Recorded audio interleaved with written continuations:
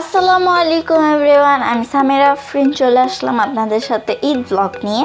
তো ঈদের দিন অনেক সকাল সকাল উঠে পড়েছি, কারণ বাসায় অনেক কাজ ছিল, অনেক রান্না বান্না করার ছিল।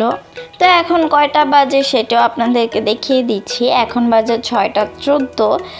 আর এই তো রান্নাঘরে এসে দেখি আম্মু দুধ চুলায় বসিয়ে দিয়েছে। তো আজকে রান্না হবে ফিরনি আর এই যে 1 প্যাকেট সেমাই।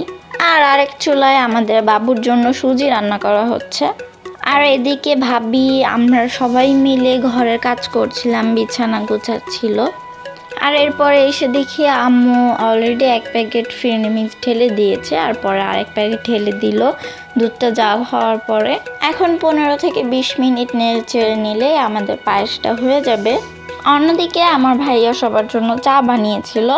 তো সকাল সকাল গরম গরম 1 কাপ চা, আর ওয়েদারটাও ছিল বেশ সুন্দর। তো কিছুক্ষণ পরে আমাদের পায়েস রান্না ডান। আর এখন রানবে সেমাই। আর সেমাইয়ের জন্য এদিকে এই যে বাদাম, কিশমিশ, গরম মশলা যা যা লাগে সেগুলো রেডি করে ফেলেছে। এদিকে আমার আপু আরেকটা বিছানা গোছাচ্ছিল। তো এরপরে আম্মু ভাজা সেমাই রান্না করে ফেলেছে। আর পাশের বাসার একটা আন্টি ছিল, তিনি এই নুডলসটা দিয়েছেন। আর এই হাতে কাটা সেমাই, মেবি এটার নাম আমি জানি না শিওর, এটা দিয়েছিল। তো এই যে এখানে আমাদের ভাজা সেমাই, আর এখানে আছে ফিরনি।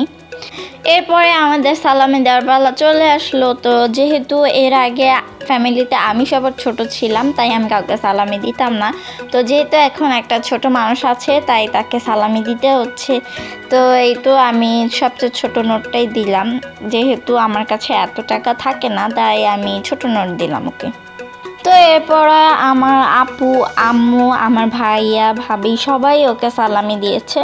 তো দেওয়ার পরে এই যে ও অনেকগুলো টাকা পেয়েছে, যেটা আমরাও কখনো পাই না। ও প্রথমবার ঈদেই যত সালামি পেয়েছে।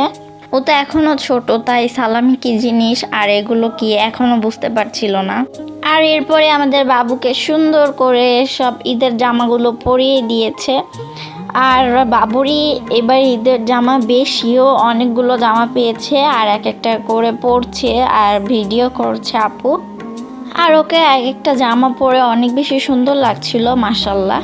তো সবাই মাশাল্লাহ বলতে ভুলবেন না। আর এইখানে আম্মু বিরিয়ানি রান্না করেছে দুপুরের খাবারের জন্য।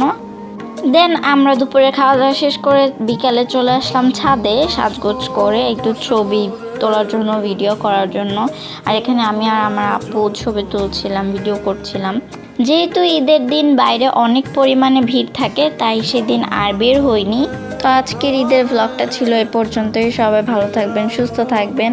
দেখা হবে নেক্সট ব্লগে। আল্লাহ হাফিজ।